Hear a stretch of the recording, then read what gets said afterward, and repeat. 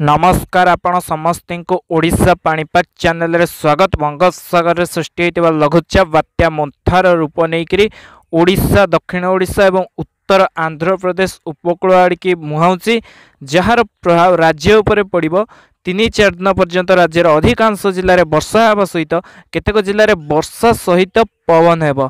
तो ये मोन्था बात्या प्रभाव रे ओडिशार केउ केउ जिले में केते मात्रा वर्षा हेब केउ तारिख रे एवं पवन केउ केउ अंचल रे अधिक होबार संभावना रहुछि एवं मोन्था बात्यार सर्वाधिक पवन वेग केते रही पारे से संपर्क संपूर्ण भाव जानिया पे भिडियोटी शेष पर्यंत देखंतु। बात्या मोन्था वर्तमान समय बात्यार रूप नहीं सारी एवं धीरे धीरे घनीभूत होउछि। घनीभूत हो 24 घंटा मध्य गोटे सीवियर साइक्लोनिक स्ट्रॉम रूप नेबार संभावना रहुछि। ता आउ मध्य घनीभूत हो पारे किंतु भेरी सीवियर साइक्लोनिक स्ट्रॉम रूप नबार संभावना वर्तमान समय कम रही। पवन वेग सर्वाधिक 120 कि 130 किलोमीटर हबार संभावना रहुछि जेउठी यह स्थलभाग छुईब। वर्तमान समय स्थलभाग छुईबार अधिक संभावना रहुछि जो उत्तर आंध्र प्रदेश उपकूल काकीनाडा विशाखापाटना ऐसे पाखापाखि अंचल में स्थलभाग छुईबार संभावना वर्तमान समय अधिक रही।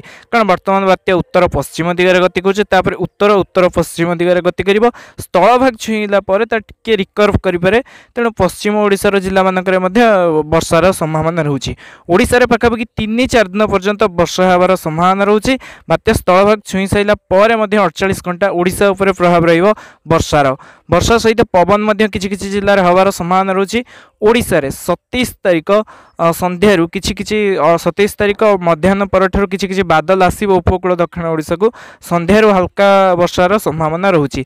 विशेष करी मालकानगिरी कोरापुट गजपति गंजाम रायगड़ा पुरी जगतसिंहपुर ए सब जिले में टिके बादल आसीबो 27 तारिख संध्यारू एवं झिपझिप हल्का मध्यम धरण वर्षार संभावना रहुछि 27 तारिख संध्यारू। 28 तारिख वर्षार परिमाण ए सब जिला मानकरे बढ़िया सहित अन्य जिला मानकरे वर्षा हेबो एवं 29-30 तारिख पर्यंत वर्षार प्रभाव रहिबो राज्य उपरे। 28 तारिख दिन पुरी जगतसिंहपुर कटक खोर्धा गंजाम गजपति रायगड़ा मालकानगिरी कोरापुट नवरंगपुर कलाहांडी कंधमाल जगतसिंहपुर केन्द्रापड़ा भद्रक बालेश्वर उत्तर ओडिशार उपकूल जिला मानकरे हल्का मध्यम धरण वर्षा किंतु पुरी गंजाम गजपति रायगड़ा कोरापुट मालकानगिरी नवरंगपुर कलाहांडी कंधमाल नयागढ़ ए सब जिला मानकरे 28 तारिख दिन प्रबल वर्षार संभावना रहुछि। राज्यर अन्य जिला जमती कि कटक ढेंकानाल अनुगुल बौद्ध बलांगीर सोनपुर बरगढ़ संबलपुर ये सब जिला मानक हल्का मध्यम धरण वर्षा। 28 तारिख संध्या पर जो बात्या स्थलभाग छुईब प्रवेश कर 29 तारिख दिन पश्चिम दक्षिण ओडिशा एवं उपकूल ओडिशा रे 29 तारिख सकाळ वर्षार संभावना रहुछि। पुरी जगतसिंहपुर केन्द्रापड़ा खोर्धा कटक नयागढ़ ता सहित मालकानगिरी कोरापुट नवरंगपुर कलाहांडी नुआपड़ा बलांगीर सोनपुर बौद्ध बरगढ़ संबलपुर ए सब जिला मानकरे प्रबल वर्षार संभावना रहुछि। 29 तारिख दिन राज्यर समस्त जिले में वर्षा होबार संभावना रहुछि। 28-29 मेघ हल्का वर्षा किंतु मु जो जिला गुड़िया कहली से जिले में वर्षार प्रभाव अधिक रहिबो। पवन कथा यदि कहबा मालकानगिरी कोरापुट नवरंगपुर रायगड़ा गंजाम गजपति ए सब जिला मानकरे 28 तारिख दिन सकाळु संध्या मध्य पवन वेग टिके अधिक रही पारे 50-60 किलोमीटर एवं किछि किछि जन 70-80 किलोमीटर पवन हेबार संभावना रहुछि।